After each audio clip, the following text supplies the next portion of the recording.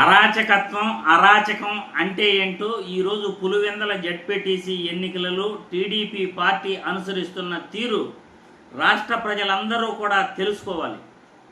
ఎందుకంటే చంద్రబాబు నాయుడు జగన్మోహన్ రెడ్డిని ఎప్పుడూ కూడా సైకో అంటాడు, రౌడీ అంటాడు, అరాచకత్వ పాలన అంటాడు.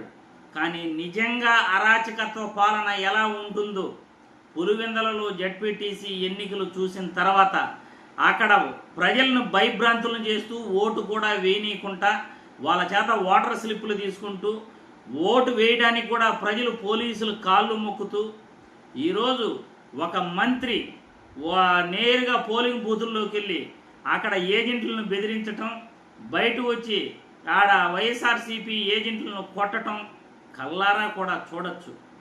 ఒక్కొక్కటిగా మీకు అరాచకత్వం ఎలా ఉంటుందో పులివెందుల జెడ్పీటీసీ ఎన్నికలలో మీకు ఒక్కొక్కటిగా చూపిస్తాను. మొట్టమొదట ఓటర్ స్లిప్పులు లాక్కుంటా ఉంటే ప్రజలు ఏ విధంగా తిరగబడుతున్నారో ఆ వీడియో ఫస్ట్ చూడండి.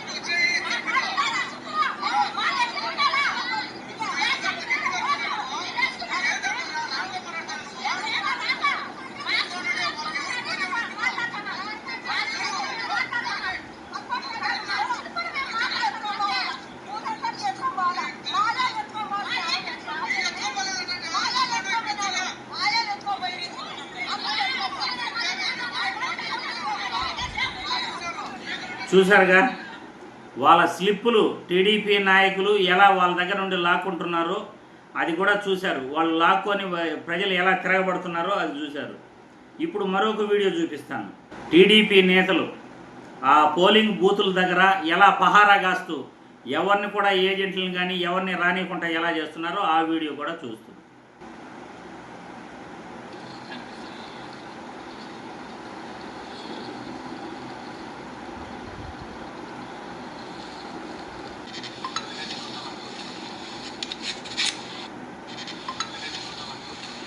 పోలింగ్ బూతుల దగ్గర సినిమాల్లో చూసినట్లు సేమ్ సినిమాల్లో సన్నివేశం. అసెంబ్లీ రౌడీల్లో రోడ్లో కూర్చుంటారు, ఇక్కడ చెట్టు కింద ఉన్నారు అంతే.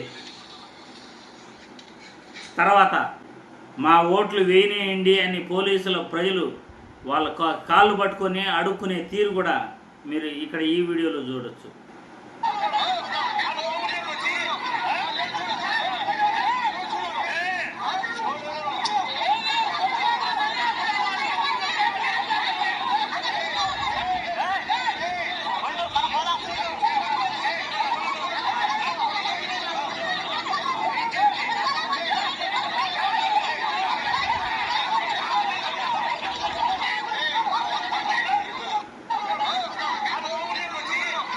చూసారుగా ప్రజలు కాళ్ళు పట్టుకుంటున్నారు, మమ్మల్ని ఓట్లు వేయనివ్వండి, మా ఓటు మమ్మల్ని వేసుకొనియండి అని ప్రజలు కాళ్ళు పట్టుకుంటున్నారు పోలీసుల్ని.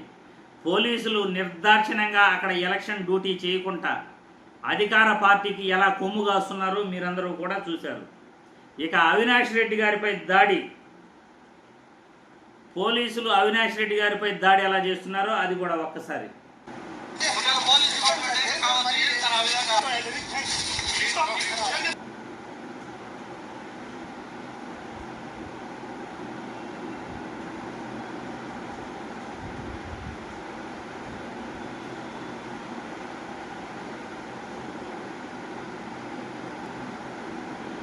వైఎస్ఆర్సీపీ కార్యకర్తలు 150 మందిని పోలీసులు నిర్దాక్షిణ్యంగా లాక్కెళ్ళిపోతున్నారు స్టేషన్కి, అవినాష్ రెడ్డితో సహా.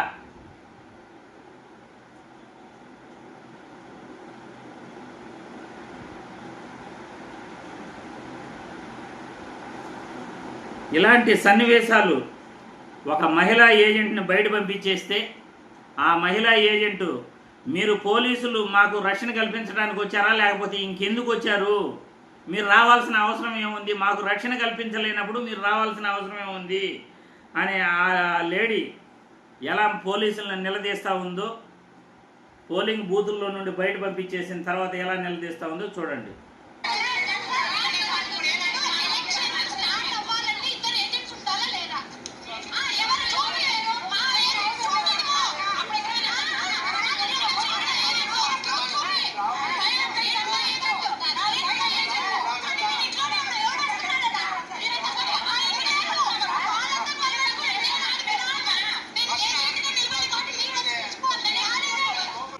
మీరు చూపిండి లోపల ఏజెంట్ ఉండాలా వద్దా అని అడుగుతూ ఉంది ఆ లేడీ. ఈరోజు ఉదయం పోలింగ్ బూతుల్లో పోనీయకుండా ఏజెంట్లను ఎలా అడ్డుకుంటున్నారో చూడండి. పోలీసులే అడ్డుకుంటున్నారు ఇక్కడ.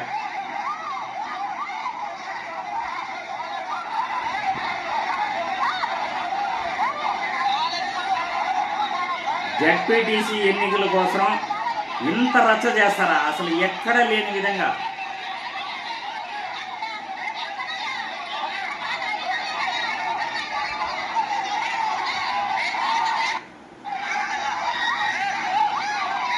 చూశారు కదా, పోలింగ్ బూతుల్లో పోనీయకుండా అడ్డుకుంటున్నారు. దొంగోట్లు టీడీపీ నాయకులు ఎలా వేస్తున్నారో కూడా చూడండి. పోలింగ్ బూతుల్లోకి గుంపులు గుంపులుగా బ్యాచ్లుగా టీడీపీ నాయకులు బ్యాచ్లుగా పోలింగ్ బూతుల్లోకి వెళ్తున్న సన్నివేశం.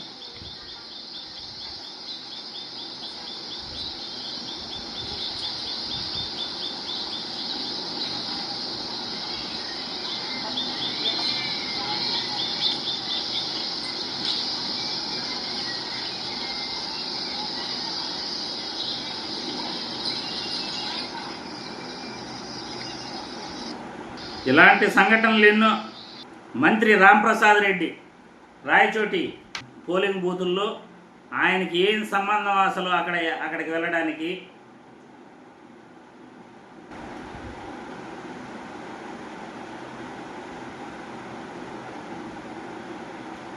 మంత్రి రాంప్రసాద్ రెడ్డి పోలింగ్ బూత్లోకి వచ్చినప్పుడు వైఎస్ఆర్సీపీ ఏజెంట్లపై ఎలా దాడి చేస్తున్నారో చూడండి. ఏజెంట్లు మరియు ఓటర్లు వాళ్ళు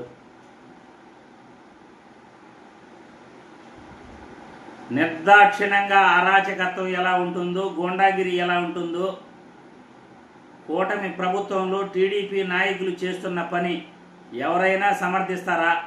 ఒక్కసారి వీడియో కల్లారా చూడండి. మంత్రి రాంప్రసాద్ రెడ్డి పోలింగ్ బూత్లోకి వచ్చినప్పుడు వైఎస్ఆర్సీపీ నాయకులు అడ్డుకునే ప్రయత్నం చేశారు. పోలీసులను నిలదీస్తున్నారు.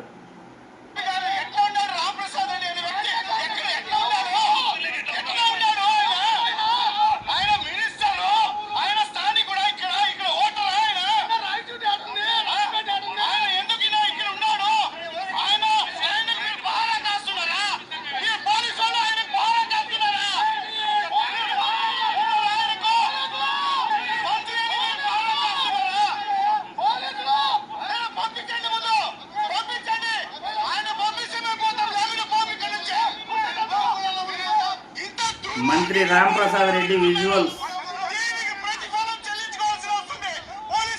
రాయచోటికి సంబంధించిన వ్యక్తి పులివెందలకి వెళ్ళి ఆయన పోలింగ్ బూత్లోకి వెళ్ళాడు.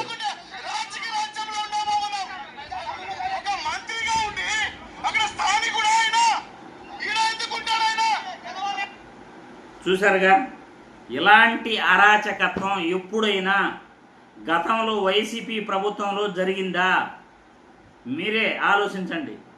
పులివెందల జెడ్పీటీసీ ఎన్నికల కోసం ఇంత అరాచకత్వం, ఇంత గోండాగిరి, ఇంత ఆందోళనలు చేయాలా? ఇది అవసరమా?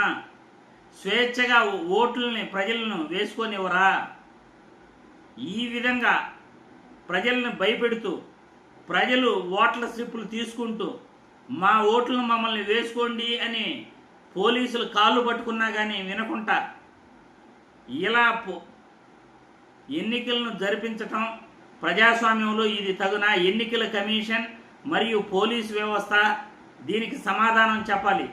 ఈ కూటమి ప్రభుత్వంలో టీడీపీ నాయకులు చేస్తున్న ఆగడాలు దీన్ని అరాచకత్వం అనరా? రౌడీయిజం అనరా? ఎన్నికలను సజావుగా సాగనివ్వకుండా పోలింగ్ బూతులు మార్చేసి ప్రజలను అక్కడికి వెళ్ళనివ్వకుండా వాళ్ళను కొడుతూ వాళ్ళ ఓట్లను వాళ్ళని వేయనీయకుండా ఇలాంటి పనులు చేస్తే వాటిని ఏమంటారు? అరాచకత్వం అనరా? అరాచకం అనరా? ప్రజలే నిర్ణయించుకోవాలి. మంచి ప్రభుత్వం అని చెప్పుకుంటూ జగన్మోహన్ రెడ్డిపై విమర్శలు చేస్తూ ఇలాంటి పనులు ఒక జడ్పీటీసీ ఎన్నికల్లోనే ఇలా చేస్తున్నారు అంటే వీళ్ళ పరిపాలన ఎలా ఉంటుంది, మిగతా ఎన్నికల్లో వీళ్ళు ఏ విధంగా చేస్తారో మీరే ఊహించుకోండి.